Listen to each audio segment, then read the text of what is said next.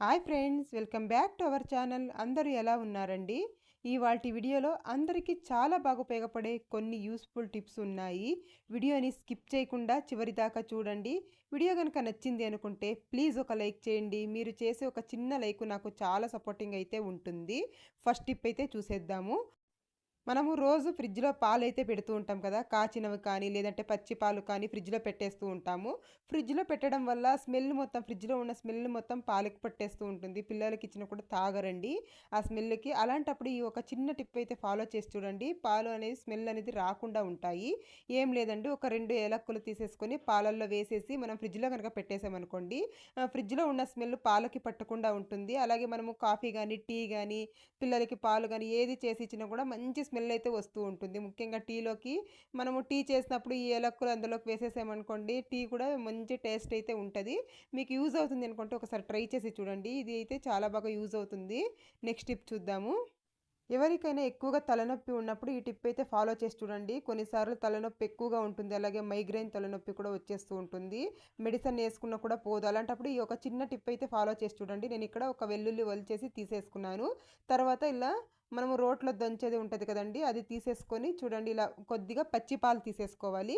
తీసేసుకొని ఇలా వెల్లుల్లిని ఇలా బాగా నూరుకోవాలండి. వీడియోలో చూపించిన విధంగా ఇలా బాగా ఇలా కొద్ది కొద్దిగా పాలు వేస్తూ ఇలా బాగా నూరేసేయాలి. ఒక అరభాగం వెల్లుల్లి ఇలా బాగా మనం నూరేసేయాలండి. ఇలా బాగా నూరేసిన తర్వాత చూడండి, ఇప్పుడు ఇవైతే పక్కన పెట్టేసుకుందాము. దీన్నైతే మనము తలకి ఇలా అప్లై చేసుకోవాలండి. మనకి ఎక్కడైతే తలనొప్పి ఉంటుందో అక్కడ ఫోరెhead మీద ఇలా బాగా మసాజ్ చేసేసుకోవాలి. ఇలా బాగా మసాజ్ చేసుకున్నట్లయితే తలనొప్పి అనేది తొందరగా తగ్గిపోతుంది. అలాగే మైగ్రేన్ తలనొప్పి ఉన్నా కూడా వెళ్ళిపోతుంది. ట్రై చేసి చూడండి. ఇలా వెల్లుల్లితో ఇలా ఇలా అప్లై చేసేసామనుకోండి, చాలా బాగా అయితే రిలీఫ్ అయితే ఉంటుంది. నెక్స్ట్ టిప్ చూద్దాము.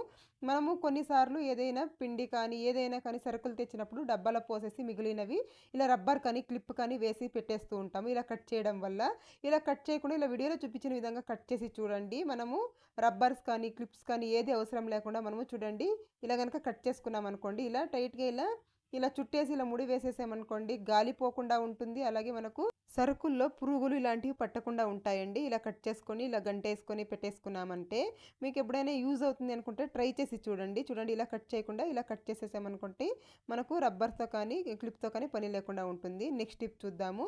నేను ఇక్కడ ఒక గ్లాస్ వాటర్ తీసుకున్నానండి. తర్వాత ఇందులోకి ఒక స్పూన్ ఫ్లాక్స్ సీడ్స్ అయితే వేసేస్తున్నాను. ఇలా ఒక స్పూన్ ఫ్లాక్స్ సీడ్స్ వేసేసి వీటిల్ని మనము స్టవ్ మీద పెట్టేసి ఒక 2 నిమిషాలు, అంటే ఒక 2 నిమిషాలు మనం వేడి చేసుకోవాలండి. ఎక్కువగా కాచుకోకూడదు.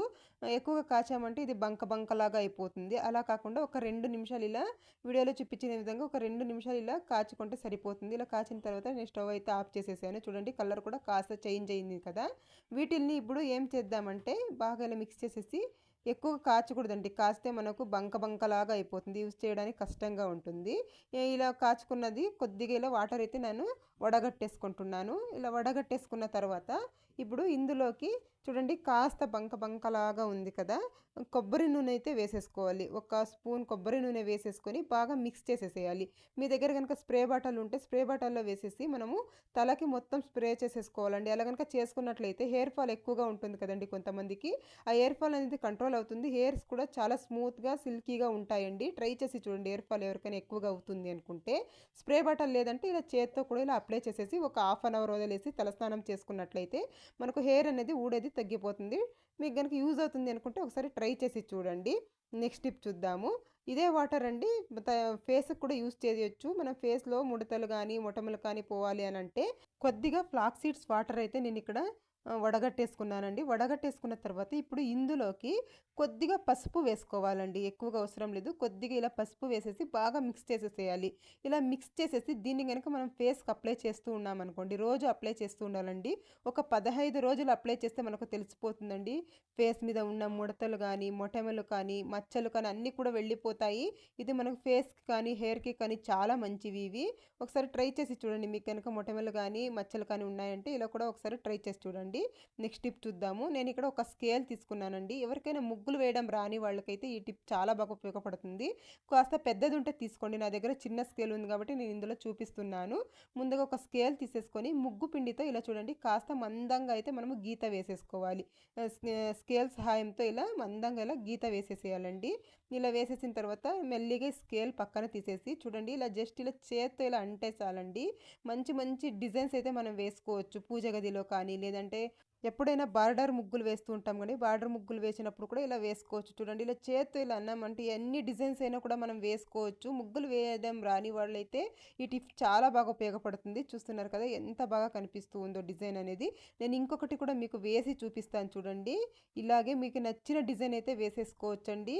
ఇలా ఎవరైనా ముగ్గులు రాని వాళ్ళకైతే ఇది చాలా బాగా ఉపయోగపడుతుంది. కాస్త పెద్ద స్కేల్ తీసుకోండి. నా దగ్గర పెద్ద స్కేల్ లేదు కాబట్టి నేను చిన్న స్కేల్తో అయితే ఇలా వేసి చూపిస్తున్నాను మీకు. చూడండి ఎన్ని డిజైన్స్ అయినా మీకు నచ్చిన డిజైన్స్ అయితే మనం వేసేసుకోవచ్చు. వేస్తూ ఉన్నట్లయితే ఐడియా మనకే వస్తూ ఉంటుంది.